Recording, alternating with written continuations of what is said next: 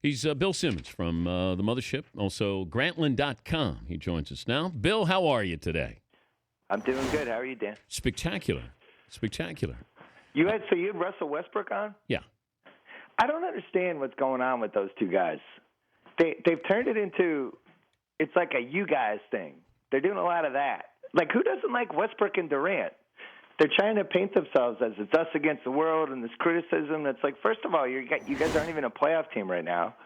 And then second, like, who doesn't like Westbrook and Durant? I don't get it. I mean, maybe that's how athletes fuel themselves, but I think it's very strange. Well, with Durant, that we didn't hear anything. He was polite, and then people read into that he was soft and, that he would never win the big one. And I don't know if it kind of boiled over from there, but if he was going to get angry, he would have gotten angrier before this, I would think. Yeah, it seemed like it started last year. I just think there's a lot of pressure on those guys, and I think they're in a small town that doesn't have a lot going on other than that NBA team.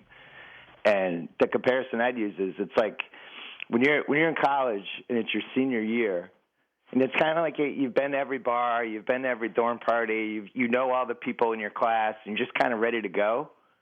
It kind of feels like that's where they are, only it's like year 7 of college for them. It just seems like they're worn out from playing for Oklahoma City, hearing about the Harden trade, hearing about Scott Brooks, hearing about their unrealized potential.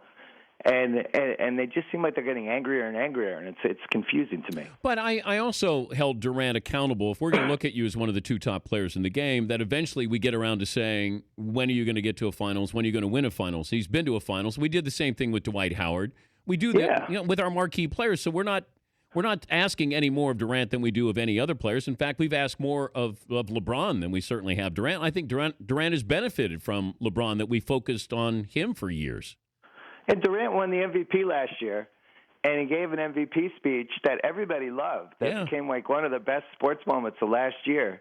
And in Westbrook's case, I mean, I think he's the most competitive guy in the league right now. If you just go night to night as a dork who watches League Pass every night and watches all the different teams, he's the guy who cares the most about winning, just game to game. Like you even saw in the All-Star game, he cared the most about winning that game, and that's why he won the MVP.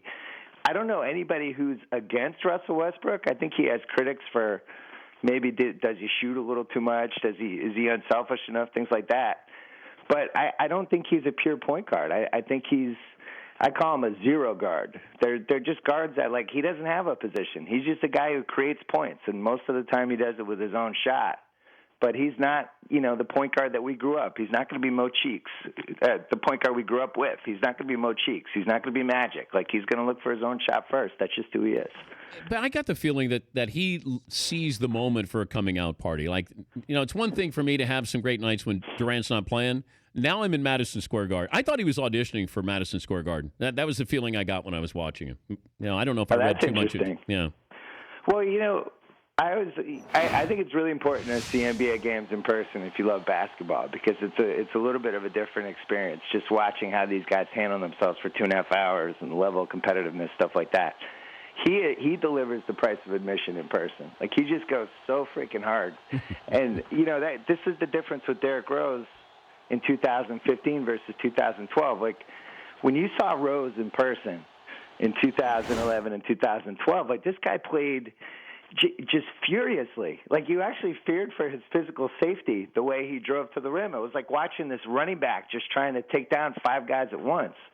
And now he plays differently. Now he's a three-point shooter. He doesn't put that kind of pressure on his legs. And I had Penny Hardaway on the BS Report because I went to All-Star Weekend, did a whole bunch of podcasts, and I was asking him, do you when you watch Rose play right now, like, how much do you sympathize and identify with? And he was like, Penny Hardaway totally sees it, and he's like, I've been in that spot where when you don't trust your legs anymore, you play differently. You don't want to put the same pressure, and he called it like you're almost jogging on the court because you don't want to push down on your feet and your knees. And that's what he sees when he watches Derrick Rose. And this is a guy who, Penny Hardaway would have been one of the best 30 players of all time if he doesn't get hurt. It changed the way he played, and eventually he became a jump shooter. He got one huge contract. He was out of the league by 2006. So when somebody like that talks about how Derrick Rose is different, you got to listen to him. But anyway, when I watch Westbrook, I think he is the most reckless, and I mean that in a good way. Like, he just has no regard for his body. He's going to athletically dominate whoever is on the court with. I love watching him play. I wish that those guys weren't so defensive. He's Bill Simmons from Grantland and the Mothership joining us, Dan Patrick Show. I liken Derrick Rose. There's a Troy Polamalu feel to him. This is prior to the injury, where he just played with all-out reckless abandon. Yeah. And anybody, and I've had knee surgeries where you're thinking. Last thing you want to do when you step on the floor is think, and you could see him almost thinking as he's playing, just waiting for something to happen again. And they're only going to go as far as he takes them. That's a really good balanced team. I just don't know if Rose is going to trust himself to turn it loose and just say, all right, let's go. We can win this title. Follow me. I don't know if he's willing to do it or capable of doing it. Well, what you just described was basically what happened to Robert Griffin in Washington, right? It was the same thing. Yeah. He was reckless his first year to the point that you feared for his safety the whole time. The size that he was as a quarterback compared to the size of the guys trying to tackle and chase him just put you in constant fear of his safety. And I think Rose is like that too. I think Chicago's the most fascinating team in the East. I was at NBA All-Star Weekend for a couple of days last week, and people always ask you who's making the finals, who's coming out of the East. I think anybody who says they know who's coming out of the East is lying, because every team in the East who has a chance to make the finals is an unfinished team. Toronto has a trade to make. Washington needs about, a third guard, basically, somebody who come off the bench. Cleveland, who the hell knows what's going on with them? I mean, that's the most up-and-down team in the league. I don't trust them, although LeBron is finally starting to look like LeBron again.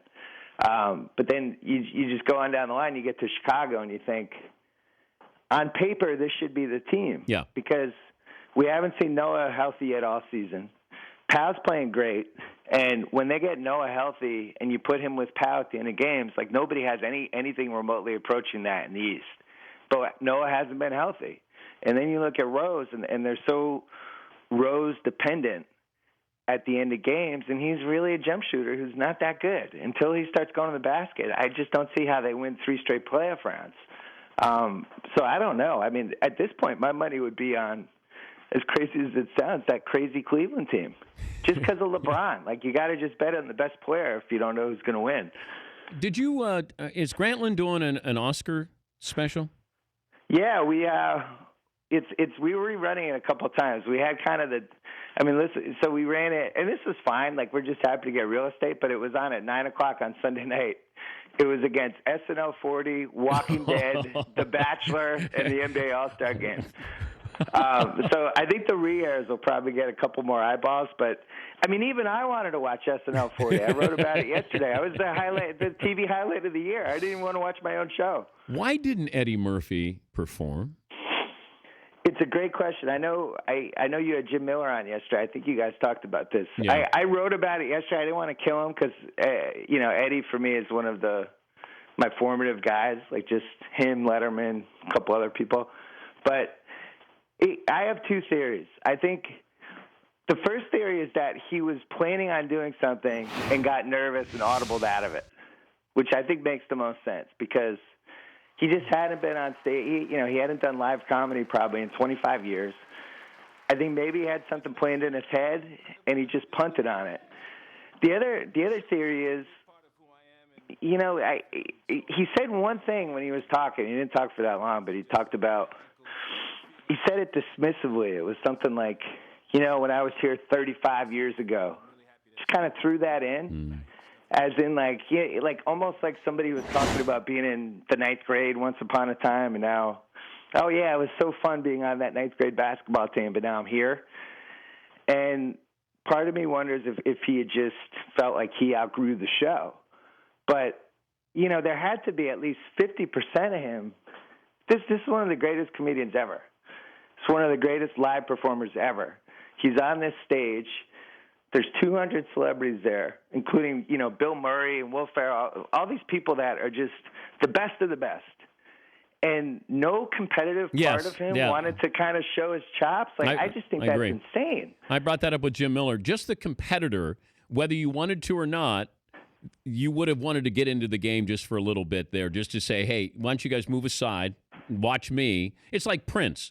Prince probably, I don't want to get on stage. And then he gets on stage and he owns the stage. That's what I was hoping for Eddie Murphy. But maybe it's one of those things where if you don't use that part of your brain for too long, it's gone. And maybe he knows that, and maybe it was too risky for him. But, I thought one of the most interesting subplots of the night was that Bill Murray, you've talked about, who threw the fastest fastball of the whole night. Bill Murray threw the fastest fastball. This is a guy from the original cast, but when he did the fake Jaws thing, it was the single funniest moment of the show, and it was the only time the entire night where it felt like somebody kind of overpowered the stage. So Bill Murray's show was on, his cast was before Eddie's cast. My theory on Eddie, I've written about this before. I just feel like he was too famous, too young. This guy who made 3 blockbuster movies and was the star of the Comedy Institution by the time he was 24, and he's trapped in some mansion in New Jersey with a couple friends. It's not around real people anymore, and I don't think that's healthy for anybody. Yeah.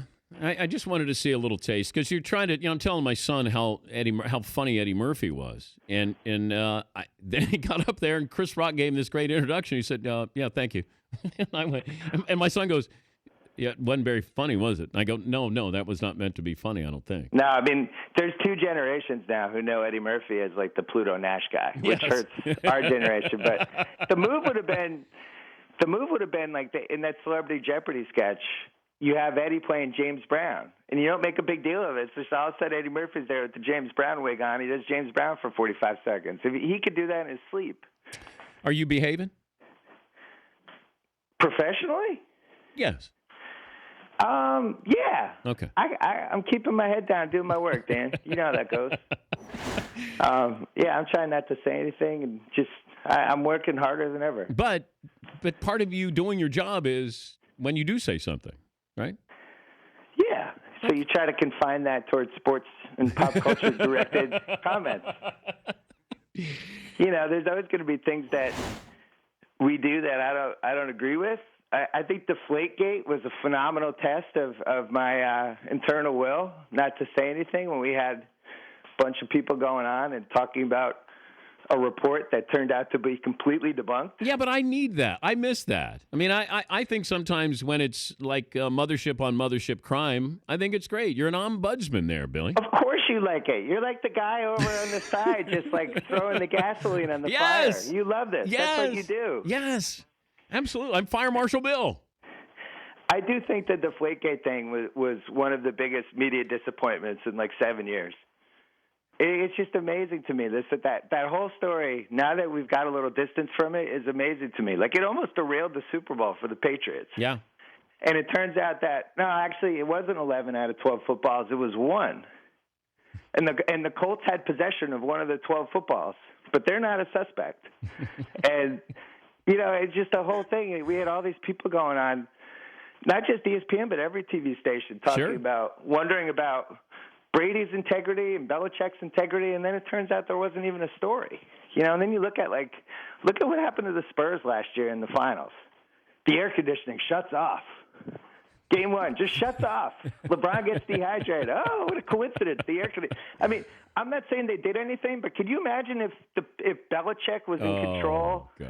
Imagine if that was Belichick's arena and the air conditioning shuts off and LeBron gets dehydrated. What people would say? Well, imagine if the Patriots were playing remember in the Super Bowl with the Ravens when the lights went out, and of course they said it was the NFL. Yeah, that would have been Belichick's fault. Yes, of course. They may still blame Belichick for that. Who knows? Look, Patriot fans are fine with it. It's us against them. We love it. We're embracing it. We want to go back to back. Thank you, Billy. Good to visit with you again. All right. Thanks, Dan. Appreciate it. All right. Bill Simmons, Grantland.com. And, of course, the Mothership Twitter handles at Bill Simmons.